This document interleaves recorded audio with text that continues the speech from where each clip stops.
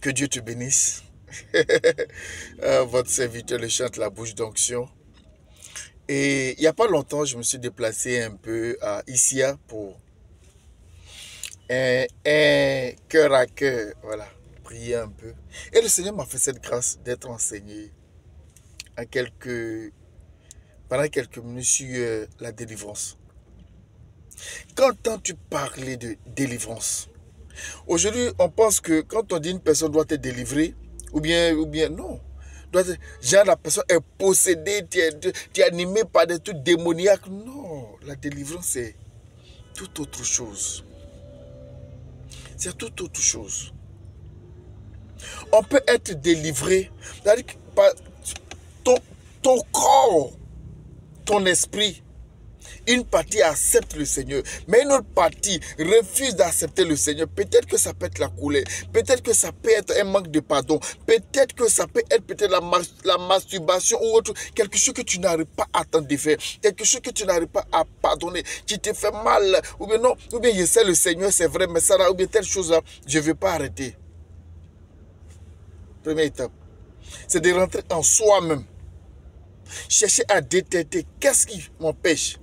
Et en ce moment, tu peux approcher un prêtre, tu peux approcher des hommes de Dieu. Tu vas essayer de prier pour toi dans ce sens. 2.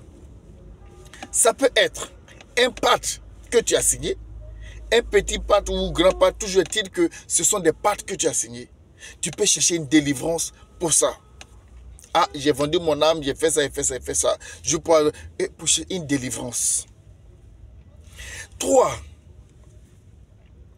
Soit on peut être victime de la sorcellerie. Nos parents, nos aïeux ont posé des actions qui ne sont pas vraiment trop ça. Et nous sommes victimes de ça.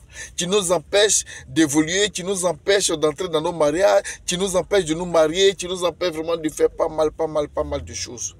En ce moment, on peut chercher une délivrance pour ça. Pour lier ces liens, voilà, pour couper ces liens. En fait, c'est ces genres de choses-là qui nous empêchent véritablement d'entrer dans notre destinée prophétique. Donc, c'est pas parce que c'est pas une histoire où Jean t'es possédé, on va faire comme ça, juste des instructions simples, comme ça. Tu marches là-dessus, on prie pour toi simplement. Une fois que tu as détecté cela, on te donnera des instructions, ce qu'il faut faire, ce qu'il faut faire. Et une fois que tu es délivré, la délivrance peut se passer sur plusieurs formes. D'autres, peut-être que tu vois qu'après la prière, tu as commencé à bailler beaucoup, tu bailles, ta délivrance. Ou bien tu as commencé à aller à la selle, beaucoup, ta délivrance. On n'a pas eu besoin de faire gêner quelqu'un 50 jours de jeûne.